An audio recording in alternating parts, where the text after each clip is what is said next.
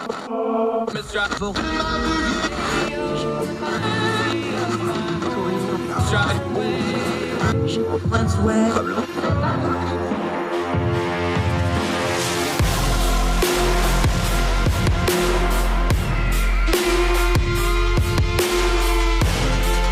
your host, Andrew Donaldson. This is Heard Tell. Heard Tell Show. Welcome. It is a Tuesday, July the 12th, year of our Lord 2022. Continues to roll along. Thank you so much for joining us. I'm Andrew Donaldson, and for giving us the most precious thing you have, your time. We got a lot to cover today. We're going to turn down the noise on a lot of different news, some big picture stuff we want to cover today. We're going to take some time, go through a piece from Diplomatic Courier, going to talk about freedom of press and freedom of religion and how those two things are foundational to any society, any country, in building up resilience in a country, being able to put down things like disinformation, hate speech, the things that really destabilize a society and a country. Going to talk about how those two freedoms, freedom of religion and freedom of press, must go together to make countries successful, whether it's America or any other country in the world. It's going to cover 3 countries as case studies in South America, Africa, and overseas. Get to that in just a little bit. Also on the program today, we're going to have a little bit of fun. We've been doing a lot of heavy topics. Let's have some fun. The shipwreck that inspired the Goonies. Yes, there was a real ship. No, it wasn't One-Eyed Willie in the Inferno. However, there was a real Spanish galleon wrecked, they think, off the coast of Oregon, and they think they're finding pieces of it. We'll talk about that in just a little bit. We close the program on a good note. We're going to talk about a lady who lost a diamond ring in the water, and fire rescue decided to take a stab at diving to see if they could find it. Let you know how that turned out. Great guest today, returning to the program. She's been on before, Amez-Droz. We're going to talk about Medicare, Medicaid, entitlement programs, the trust fund, as we heard about ad nauseum, if you're like me and grew up in the 90s. It's got a problem. There's more going out than coming in. Now, we've known this has been a problem for a long time. We're up against it now. There's dates coming due, 2026 by some estimates, 2030 by some estimates. We're going to talk to Amez-Droz about the state of Medicare, Medicaid, and what's going on with it, funding issues, the political problems, the fiduciary problems. Important topic nobody ever wants to talk about, but one of these days is going to be a big, big issue in our country. We'll get to that in just a few minutes. I want to start, though, with Sri Lanka. Over the weekend, things really got ugly over there. We've been covering Sri Lanka a lot on this program for good reason, because there's a lot of cross streams. There's a lot of geopolitics. There's a lot of lessons to learn out of what's going on in Sri Lanka. Long story short, the government has badly mismanaged this country. There was a lot of nepotism in who was in the government. We'll get to that in a second.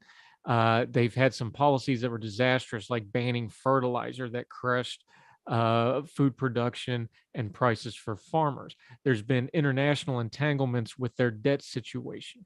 They have debt involvement with a lot of foreign countries. America actually is a bondholder on some of that debt. They have a lot of debt to China. They have a lot of debt to India. They have a lot of debt to other people, and they have defaulted on that debt, and they don't have any way to pay it back because they're out of foreign cash reserves. Now, on top of all that, they've got a fuel crisis and a food crisis. This is exacerbated by the war in Ukraine, among other things. Thank you, Vladimir Putin, for setting yet another part of the world on fire with your aggression and disregard for humanity. But in Sri Lanka, it's gotten so bad that they've actually had to stop giving people gas. When there's no food and there's no gas and your government's crumbling under corruption, that's a recipe for disaster. And it popped off over the weekend but we had these amazing images of the people of Sri Lanka taking over the presidential palace, swimming in the swimming pool, taking showers in the shower, laying on the couches. A remarkable scene of thousands of people just mobbing. And I don't mean it wasn't overly violent. They just completely overwhelmed it. So now let's go to this story. This is from RFI International. Gotabaya Rajapaksa, and I'm probably still mispronouncing this, even though I've been trying really hard not to, had promised to resign on Wednesday and clear the way for a, quote, peaceful transition of power following widespread protests against him and the country's unprecedented economic crisis. The 73-year-old leader fled his office official residence in Colombo just before tens of thousands of protesters overran it on Saturday and wanted to travel to Dubai and get out of the country. As president, Rajapaksa enjoys immunity from arrest, and he believed to want to go abroad before stepping down to avoid the possibility of being detained and or being caught by the mobs. But immigration officers were refusing to go to the VIP suite to stamp his passport, while he insisted he would not go through the public facilities, fearing reprisals from other airport users. The president and his wife spent the night at a military base next to the main international airport after missing 4 separate flights that could have taken him to the UAE or Dubai. Rajapaksa's youngest brother, Basil, who resigned in April as finance minister — remember, we talked about this, there's some nepotism involved here — missed his own Emirates flight to Dubai early Tuesday after a similar standoff with airport staff. Basil tried to use the paid concierge service for business travelers, but the airport and immigration staff said they were withdrawing from the fast-track service with immediate effect. Quote, there was some other passengers who protested against him boarding their flight, and airport officials said it's a tense situation. So he hurriedly left the airport. Basil, to complicate things, is a U.S. dual citizen, had obtained a new passport after leaving his behind at the presidential palace when they fled and beat a hasty retreat to avoid the mob. Now, this is an ugly situation that's probably going to get uglier. Again, like we said, when you don't have food, you don't have fuel, and you don't have hope, people are going to get desperate. There's a lot of corruption involved here, but there's a bigger picture part of why we've been covering this story too. China has used the debt that they've owned to do certain things in Sri Lanka, like take over part of one of the port facilities and other things. India, of course, because of their proximity, is trying to blunt China's influence here and step in, and they want to be the one to help stabilize Sri Lanka. This is a big deal because of a piece of reporting that came out earlier yesterday that sometime next year, the UN is estimating that India will become the most populous nation on the planet. So now you have India, the world's largest democracy, even though they've got some problems we'll detail at another time, and China, the world's largest dictatorship, indirect geopolitical conflict. And they're going to be doing a tug of war over Sri Lanka for influence. And the poor people of Sri Lanka and that long-suffering country are going to be the rope in that tug of war. But also on a broader plane, this is something you're going to see more. We saw some rioting in Africa over the weekend. We've seen some protests starting to come up in Europe because things are getting tight. There's a farmers' protest going on in the Netherlands right now. You're going to see more and more social unrest because food prices and fuel prices go far beyond politics. People can't eat, work, function. They get cranky, and they're going to take to the streets, and they're going to demand answers from their government, especially in Europe. Because remember, these fuel prices, winter is coming. You're going to see a lot of pressure to change the policies towards Ukraine if the prices of fuel stay high and Russia keeps leveraging against Europe. So why do we cover Sri Lanka? Because it's an interconnected world, and people problems are universal. And the things that are going on in Sri Lanka are indicative, are instructive, and very well may be happening other places soon. It's important we cover these stories, not just the domestic politics, not just stuff that tickles our ears, things that matter, like how geopolitics has absolutely taken a country in crisis, made it worse, and people are really, really suffering with not a whole lot of hope in sight. More Heard Tell right after this.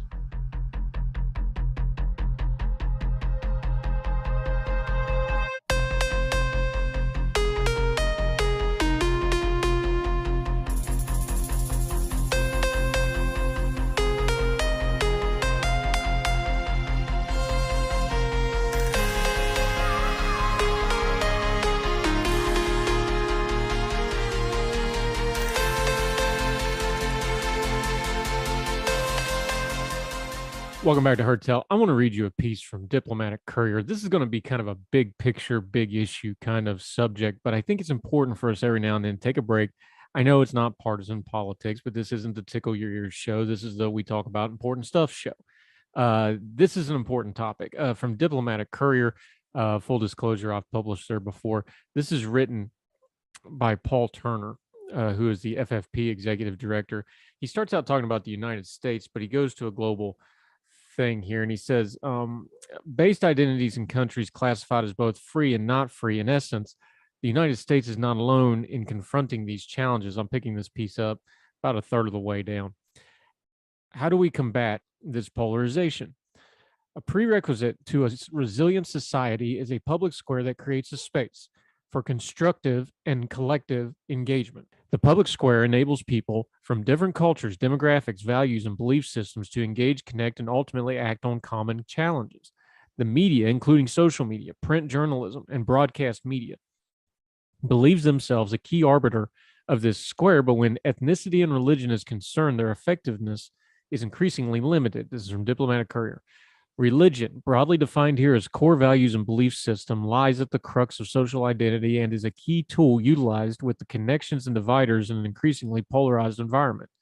With 80% of the world's population identifying with a religion, faith communities represent a powerful champion for transformation and change. Faith groups, both historically and today, play major roles in shifting societal norms, catalyzing social action, and providing relief services in ways that encompass groups beyond their own followers. The World Economic Forum recognizes the relevance of religion and faith in the global economy, politics, society, and individuals, as well as the role played by faith communities in advancing society in an inclusive and substantive way. Faith and religious identity may be regarded as drivers of community cohesion and therefore resilience, but when paired with a breakdown of the public square, can also be a driver of fragility. Through analysis of major indices, through the Fragile State Index, and in-depth review of these increasingly polarized countries, Brazil, India, Ethiopia, we investigate the intersection of media and religion and their impact on country-level resilience. Again, reading from Diplomatic Courier. Brazil is the most ethnically diverse country in South America, despite just under 65% identifying as Roman Catholic. Protestants and spiritualists also make up notable portions of that society. In addition, the legacy of Brazil's history of forced conversion of indigenous groups to Christianity, along with colonialism and racism, continue to ripple through the society.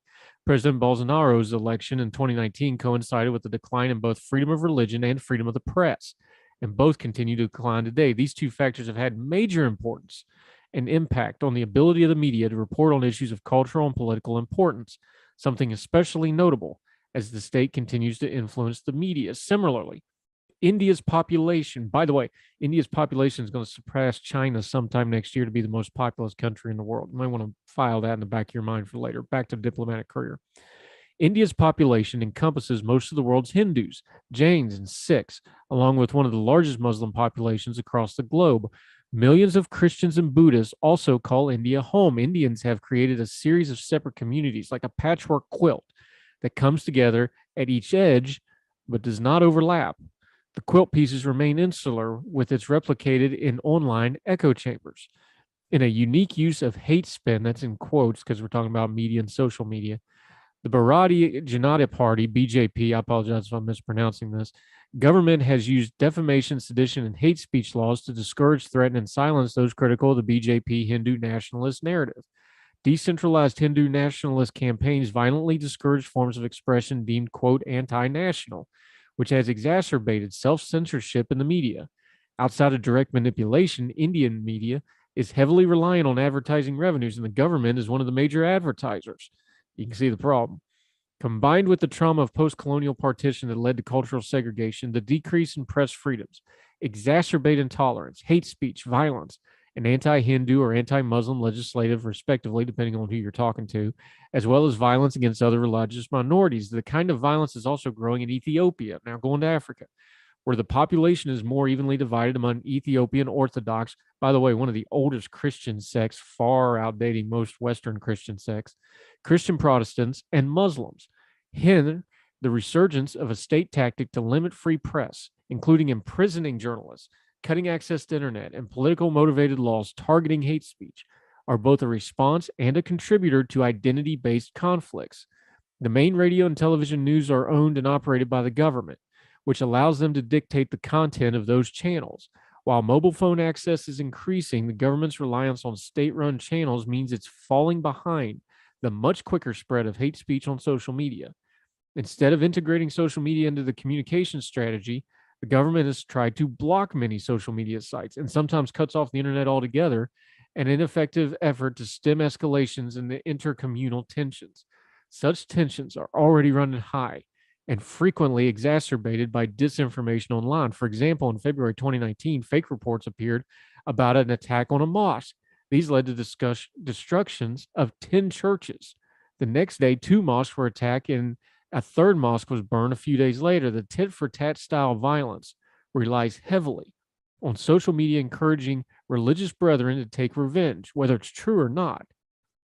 The volume of one-sided and incomplete news sources from both the government-owned media sources and from those who claim to tell the story the government will not online make it very difficult for those in Ethiopia and the influential diaspora community to get a complete picture of events and bring attention to solution. Again, I'm reading from Diplomatic Courier here.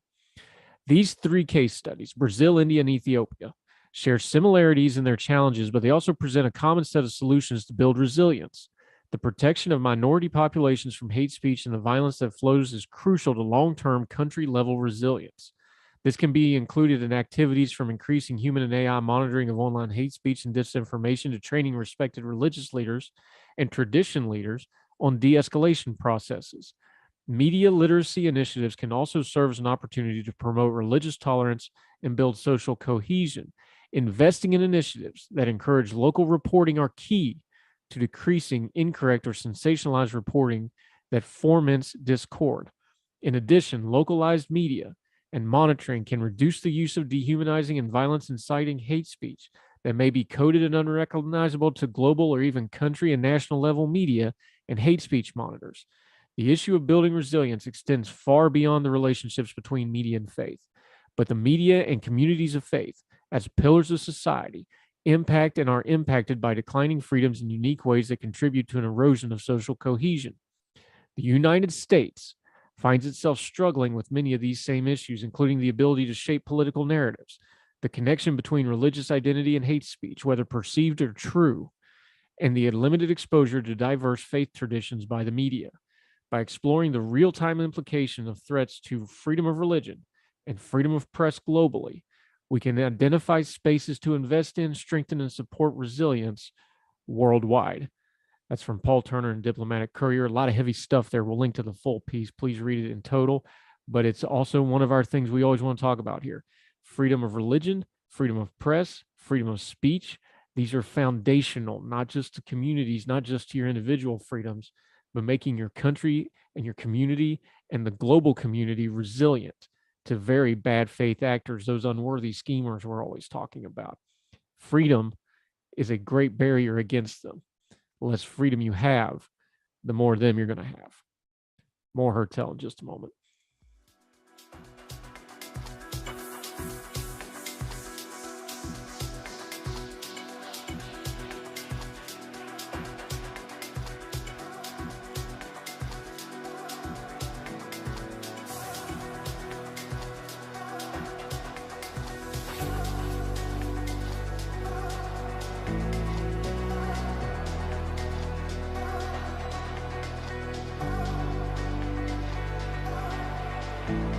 Welcome back to Hertel. Okay, she's back again. It's been a little bit since we've seen her, but we're always thrilled to have her back. She's an expert in healthcare policy, another one of our great Young Voices contributors. Amez-Droz has rejoined the program. Welcome back. How are you? Thank you so much, Andrew. I'm doing well. How are you? I'm doing okay. Thrilled to have you back. Appreciate you taking time in your busy schedule. Let's talk about the problem. See, this is one of those things where it's like everybody knows it's a problem. Everybody talks about it. Nobody wants to do anything about it. And we already know how this goes because we've seen it with omnibus. We've seen it with government funding. You pick whatever you want. We even did this with healthcare reform, if you go all the way back to the ACA. Our Congress in America seems to only be able to legislate by emergencies. They've really got an emergency pending on the horizon with Medicare. Where do we even start with this? Because the clock's ticking. We've been saying it for 20, 30, 40 years, all my adult life. But we're getting within 3, 4, 5 years of this thing now. How do we even start getting people to pay attention to this thing? That's a great question. There are many ways we can get people to pay attention, but it's hard to do it when the emergency doesn't feel real.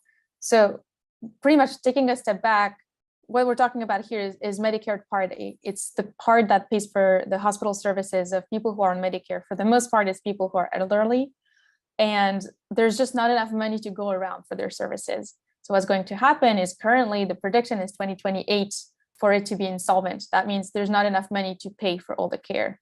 That should matter to people, but apparently it doesn't currently. I didn't know this until I read your piece. Somehow I missed this too, but now people say, well, how can something not be funded? Because Congress can just wave a magic wand and make more money. Well, that's kind of true budgeting wise. I didn't realize this until I read your piece, but it almost went insolvent last year. They brought in 362 billion, 360 went out, and people say $2 billion, but in the grand scheme of things, that's kind of a close call on the budget line item, isn't it? Yeah, exactly. And we always do that, right? We're very, very close to it, but we're not there yet. So people don't feel it. But it's not the first time this is happening. Like this has happened in the past too, in the 90s. And, at the time there was a fix. The problem is when Medicare was set up in the first place, people were gonna be on Medicare only for a few years because life expectancy was quite short then. And so we thought we could afford this generous program. But now that people get to live, a couple decades into their retirement, which is fantastic news, it just makes the program extremely expensive. And we haven't kind of changed the configuration of, the financing of it, which means that there's just not enough money now. And it's not just the money part of this. The population is a lot bigger now than it was when this program first came in. We are up to 62 million beneficiaries. That number is going to continue to rise. Is that a good way to talk about this? Because here's the thing, we start talking, you're a policy person, this. You start talking to people, billions of dollars and 20-year plans, and their eyes just glaze over. People can't get their heads around that number. Should we maybe attack this from that point of view of like, hey, we're up to 330 million Americans. We got 62 million beneficiaries. There's more of them, and every American that works, you're paying for this. Would that maybe be a better way of attacking this and maybe the fiscal policy side of this, just to get people to kind of get their heads around it? That is absolutely the way I want to go about it. I personally care about this because I see how much I pay for Medicare every month because that's taken out of my paycheck. And I don't even see the part that my employer pays, but it's the same part. So there's a lot of my compensation that goes directly to Medicare. And currently beneficiaries on Medicare get 3 times as much from the program as what they put in. So Medicare beneficiaries love to think that they've earned it, right? Like their whole life, they contributed to Medicare and now they're just cashing out. But in reality, they're cashing out 3 times as much. It's kind of the best investment they could have ever made. So it bothers me because for people my age, we're putting a lot of money into it, but it's definitely not going to be there when we retire. So we're just giving this gift to the elderly. And people love to complain about how we can't, have houses now because they're too expensive. We don't have enough financial independence. Well, maybe this is one way of looking at it, is this money is just being given to the older generation. Is that really fair? I would think it's not. Right. But this is where the politics part of this comes into the policy discussion, because like you said, if you've watched that go out of your paycheck every year for 30, 40 years, whatever your working career is, you feel entitled to it, and they are to an extent. I don't know how we ever explain that to people, because especially elderly people, they're like, look, I paid into this all my life. I deserve whatever they're going to give me. I get that. I mean, that's completely on a human level fine. How do you ever craft any kind of a policy initiative to get around that? Because I don't think you're going to make any change with that generation. That's also the most politically dominant generation. They have the highest output for voters. Like they're not going to do it. So is there something here where we have to just use it as like an example for the younger generation? Like, look, whatever reforms we do, there's somewhere you're going to have to just draw a line and say they're going to get theirs and everybody else is going to wind up another pot. I know that's politically, dynamite, but isn't that the only option here? Is at some point you're just going to have to draw a line and go, okay, they get all theirs and everybody else, we're going to have to do something different. Yes, that's kind of where the piece is going, is we want to show that the sooner we act, the less painful it's going to be. Because what we want to avoid is just feeling the pain directly. Like that's when people will start acting. That's when Congress will start making decisions, is when there's not enough money. And truly what it means is providers like doctors and nurses and hospitals will get less money to take care of those patients. So that will have a real impact. It will mean that premiums will go up, or out-of-pocket costs will go up for Medicare beneficiaries, because it's not free care that they get, right? But it's heavily subsidized care. So they will feel it that way too. It's kind of, I think that, the best solution will probably be a mixture of all these things. What worries me is that eventually we'll just have gimmicks. Like you said earlier, we'll just have budget gimmicks and it's going to be a short-term fix. But we really can't afford that, because in the long run, the problem just keeps compounding. Now, we've done this before, like we talked about before. Congress loves to legislate by emergency because it puts people on the spot and they can get things done easier. I'm old enough to remember it, 98 midterms on top of the impeachment stuff, which was the top item. Medicare reform was the big ticket item. That's the first election I voted on. I remember it well. There was a fear of insolvency. So in 1997, 98, running up to that 98 midterm, they actually did a fix on that. But as you started talking about in this piece, if they wait to the last minute because of the way this is structured and because of the severity of the problem now, this isn't something where Congress is really going to be able to last minute fix it effectively, is it? No, it's not. It's going to take time anyways. And there's going to be a bit of, I think there's going to be a bit of time during which there won't be enough money, right? Or maybe we'll just find this gimmick, but then long term, we should really be kicking in with real reforms. So some things could include, like, there are things that we don't like, right? Raising taxes is probably going to happen. Raising the Medicare payroll tax just so that we can replenish this fund. But in the long run, it's really structurally, there's a lot of waste in Medicare.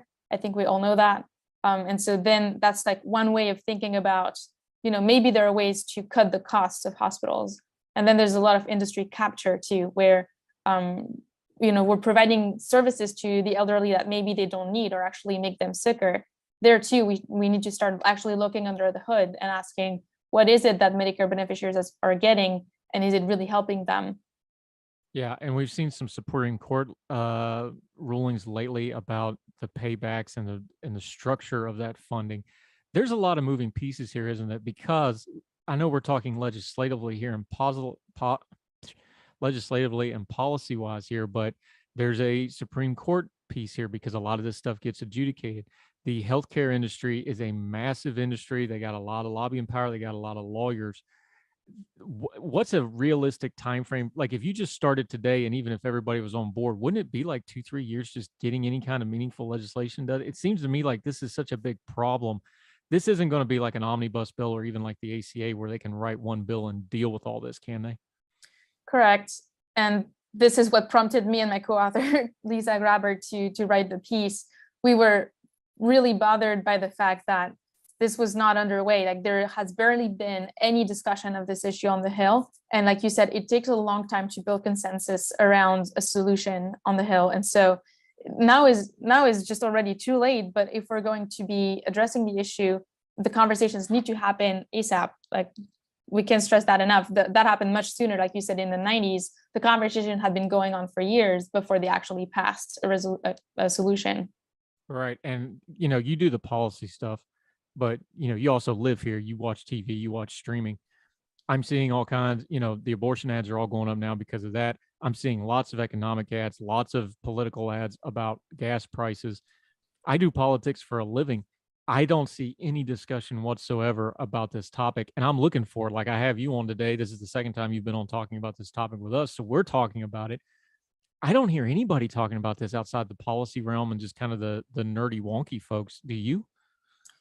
No, I don't, not at all. And partly it is because, two things. We just discussed that it was not, people didn't perceive the emergency yet. So it feels like it's a non-issue. And whoever goes out first talking about it is going to look like a bad guy, right? Because who wants to strip people of their Medicare? No one likes that. So it's not popular. It's going to be painful no matter what.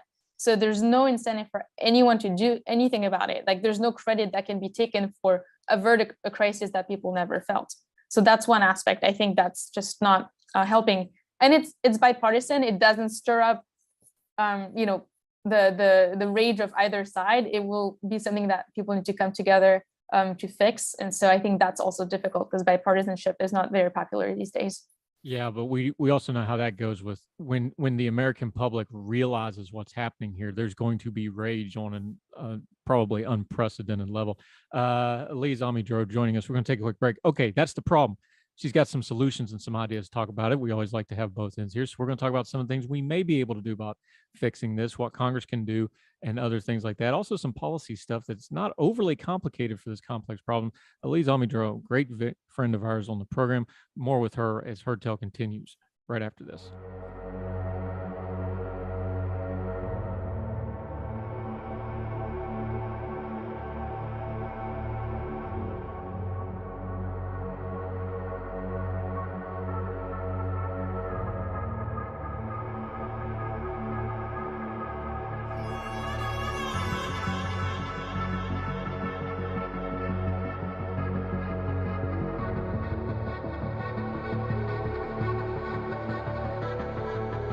Welcome back to Heard Tell. We're talking a little healthcare policy, specifically the time bomb that is Medicare and Medicaid looming on the horizon. Our good friend Amez-Droz joining us.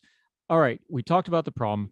Look, and again, this is a problem. Everybody knows it's a problem, just nobody's talking about it because it's not, right in front of everybody's faces.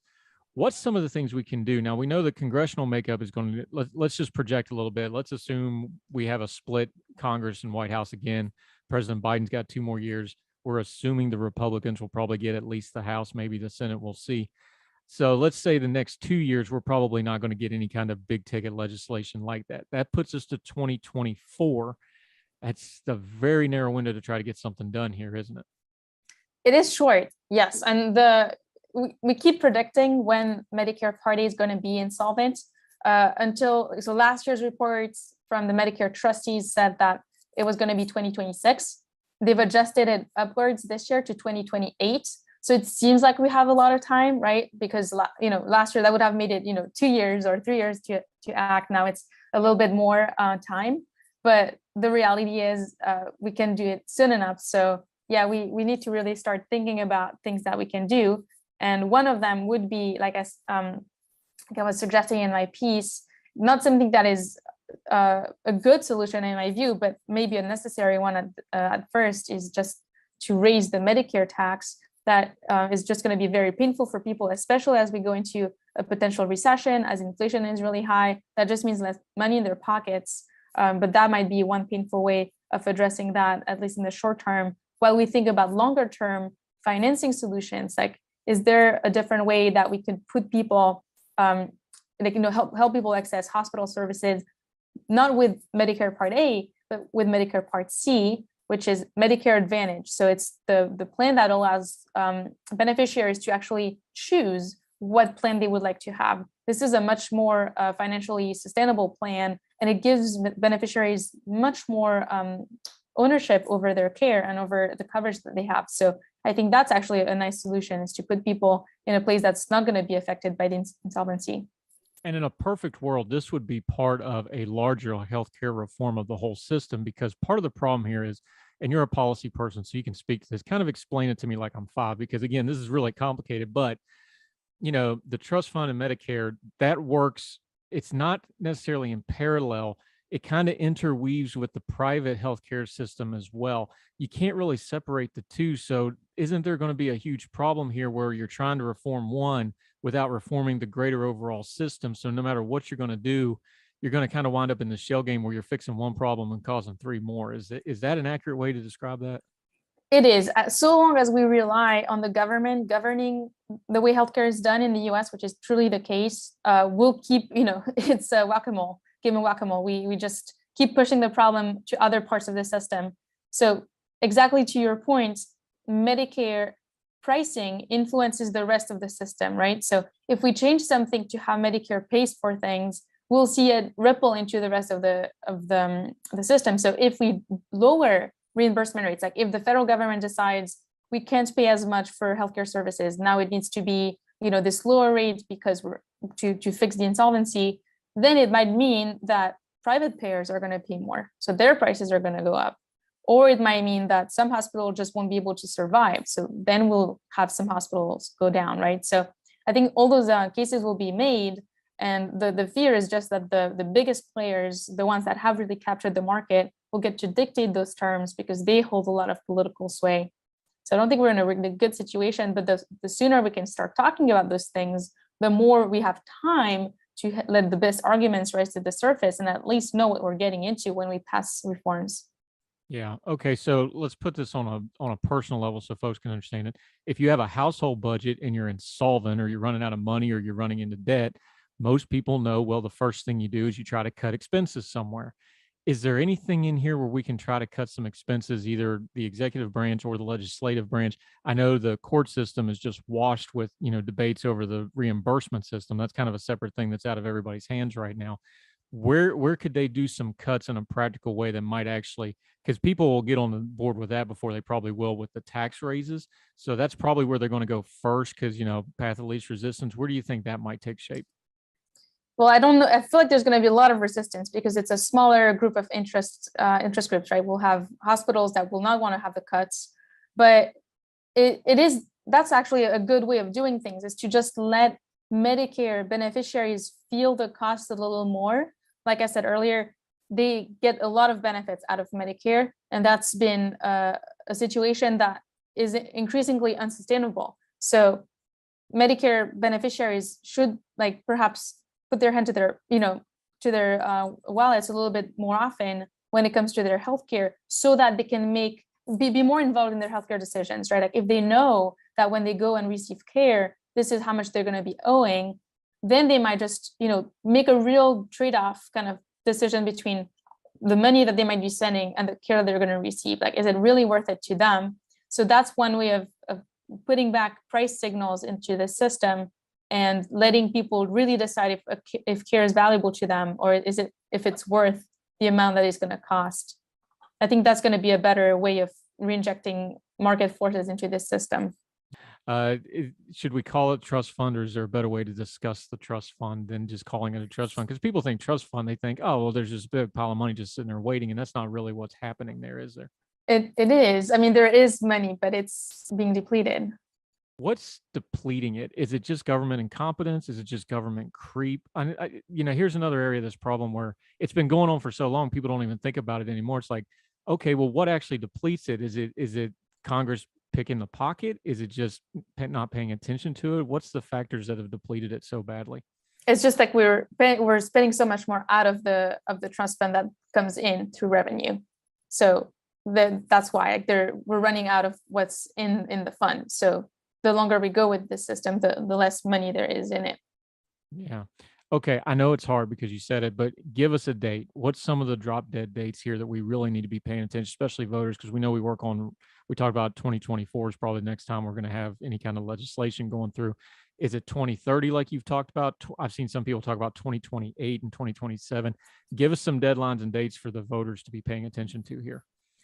2028 is really when the insolvency hits, according to this year's Medicare trustees report. Now, I think they're being a bit optimistic, because last year the year was lower. It was 2026. That's when they thought it was going to go bankrupt, and it was because of the fact that people were going back to the hospital after not having received care during the pandemic. But now they're looking at a more stable use of resources, and also they think that so many people passed away from COVID, sadly, that they won't be receiving care either. So that will lead to less expenses. I'm not convinced that that's entirely true, but I do think that 2028 is kind of I do think that's an optimistic date. It might be sooner than that. So we're really looking at a very near future kind of situation. Yeah, it's looking bleak, but the good news is we have representative government. We could do something about it if we want to. Bad news is we usually get the government we deserve, and we haven't paid attention to this, and here we are. Amez-Droz joining us as always. We really appreciate your time. You have great knowledge on this subject. Let folks know how they can follow you and what you've got going on until we see you again, hopefully with some good news about this, but I fear this will be an ongoing topic, my friend. That's right. I'm only trying to shed light on it, so hopefully more people will be picking up this issue. So you can follow me on LinkedIn. Actually, that's the only place where I write. My name's Elise, Elise, last name Amez-Droz, AMEZ-DROZ. We are linking to the piece in the show notes. Make sure you read it in its entirety and make sure you're following her. Thank you so much for the time today. It's great to see and talk to you again. I know it slid into your busy schedule, so thank you for the time, and we'll talk again real soon, my friend. Thank you very much. Thank you.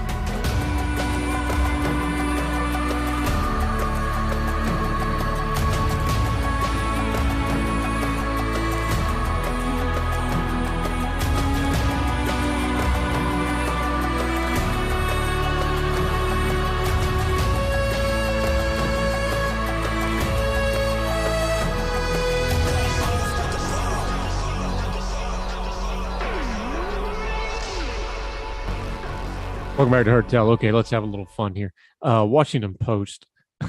Remember the movie The Goonies? I love that movie so much. Back in 1985, Richard Donner did it. Great movie. I'm just going to read this straight up. Oregon coast timbers may be from the shipwreck that inspired The Goonies. Now, if you've never seen The Goonies, number one, get your life together. Go watch The Goonies. Do it with your kids. Number two is it was, of course, about them trying to find a phantom Spanish galleon pirate ship that was, of course, loaded with treasure. I won't ruin the movie for you. If you still have not yet seen it, go watch it. But anyway, Washington Post. When archaeologists entered caves along the Oregon coast last month, they found no evidence of a booby-trapped pirate ship, Inferno, or its captain, One-Eyed Willie. That's the character from the movie. But they did locate a dozen timbers they think came from a 17th century sunken Spanish galleon that inspired Steven Spielberg's 1985 film The Goonies, which features the fictional pirate and his treasure-laden vessel. No booby traps, just timbers, said Scott Williams, president of the Maritime Archaeological Society. He and his team retrieved the timbers in mid-June in the archaeological expedition that would have been right out of place in Indiana Jones, another Spielberg creation. The caves are incredibly hard to get to, he said. They are located on a beach that is only accessible at high tide, and it's a tough hike to get to it on land in the boulder fields. The discovery continues to fuel the search for the wreck of the Santo Cristo de Burgo, a Spanish galleon that disappeared in the Pacific Ocean in 1693. Now, historians say it may have sunk off the coast of what is now Oregon, where items believed to have been on the vessel have washed ashore over the centuries. The idea of a missing ship turns up in The Goonies, a cult classic starring Sean Astin, Josh Brolin. By the way, Rudy and Thanos were the brothers in Goonies. Just wrap your head around that one. Moving on, Corey Feldman and a group of ragtag kids searching for treasure after discovering a long-lost map. While we're on the topic of characters and we're having a little fun in this segment, Short Round and one of the Frog Brothers was also in this crew. That's a lot of 80s movies crossing paths right there. According to the spokesperson at Spielberg's company, Amblin Productions, a movie mogul used the story of the Santa Cristo de Burgo as inspiration for the film, which is set in Astoria, Oregon, near where the timbers and other artifacts have been discovered. In The Goonies, the pirate ship Inferno breaks free from its hideaway and sails off with no crew to parts unknown.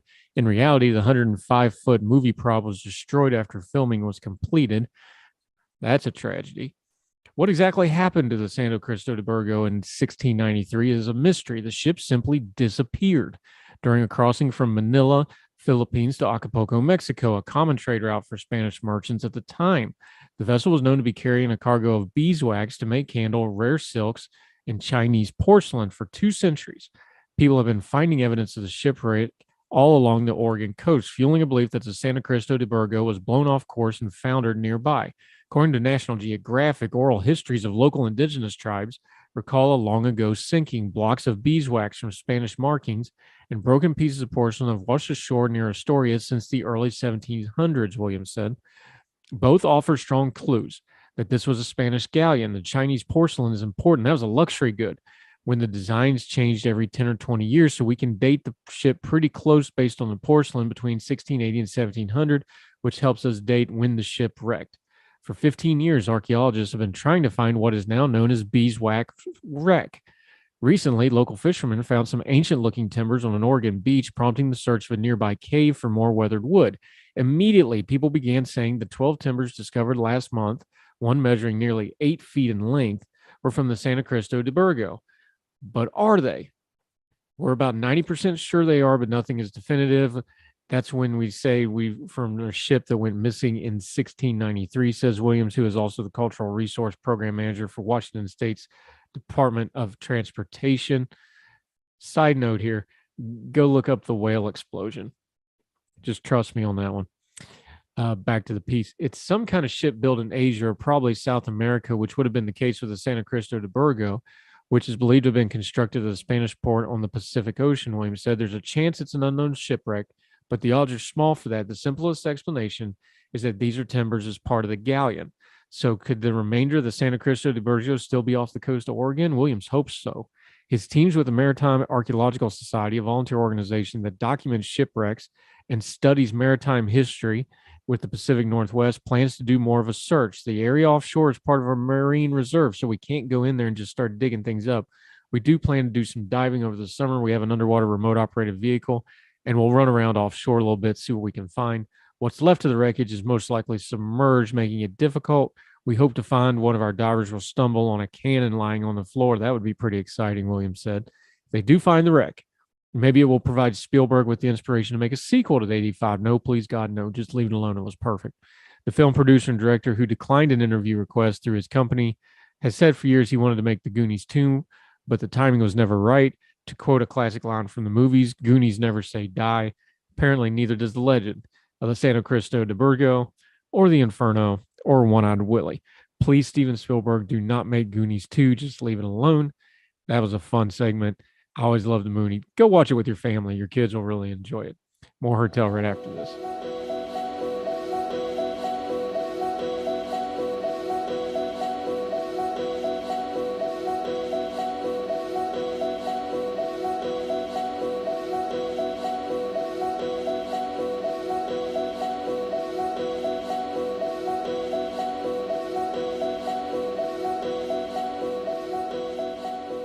Welcome back to Heard Tell. Okay, this is a fun little way to end the program. Something on the positive note. On July 3rd, Cambridge, Massachusetts. This is from 96.5 KISS FM on iHeartRadio. Marine units were patrolling the Charles River and became aware that a woman had lost her diamond ring in the river nearby. Since the woman was pretty sure she knew where the ring had fallen into the river, the team decided to try and help recover it. Firefighters Jeremy Marach and Eric Moore prepared to dive, and within 5 minutes, they found it, getting the water ring just right and returning it to the grateful couple. Now, what's the odds of that actually working out, especially in the first 5 minutes? But they did it. So a little bit of a uplifting note. Diamond ring recovered. Happy couple. I don't know how often that'll happen, so don't be dropping your diamond rings, especially in the Charles River or any other bodies of water. But there it is for you. A little bit of an uplifting note. That'll do it on Heard Tell today. We sure appreciate you giving us the most precious thing you have, your time, and we never want to waste it. So we try really hard to stick to our core principles here, turning down the noise, not yelling, discussing the important issues that are actually going to matter. Mostly, though, this is a partnership, because if you're not listening, we don't have anybody to talk to. So make sure you're reaching out to us. We'd love to hear from you. HeardTellShow@gmail.com. HeardTellShow on the Twitter. We'd love to hear from you. Also, our social media Twitter handles are always on the bottom third graphics of the YouTube screen. Mine is 4 for the Fire at Twitter. If you want to interact with me directly, love to hear from you. Comments, questions, epistles, criticisms. We talk a lot about accountability. Try to hold us accountable. We'll try to answer your questions. Love to hear from you. Don't forget, if you subscribe on any of the platforms, iTunes, Spotify, iHeartRadio, Google, whatever you're listening to, YouTube if you're watching, Facebook if you're watching on our radio partner, BigTalker.live, any of those things. Remember, we have 2 products every morning, the full Heard Tell show every weekday morning, and then Good Talks, the interview segments, every afternoon comes out. We also have twice on Sunday. We've done a couple special editions lately. That's where we go back, compile everything on a specific topic. We just did one on the Elon Musk Twitter thing. We've also just done one on the UK with Boris Johnson resigning in UK politics. Both of those are out now. You can find those on all the platforms. So until then, no matter which copy of Heard Tell you're listening or watching, we hope you'll share it with a friend. And we hope that you and yours are well, wherever you are, across the street or around the world. We hope you're well. We hope you're well fed. We'll talk to you again real soon on Heard Tell. All the music on Heard Tell is provided under a Creative Content license from monstercat.com.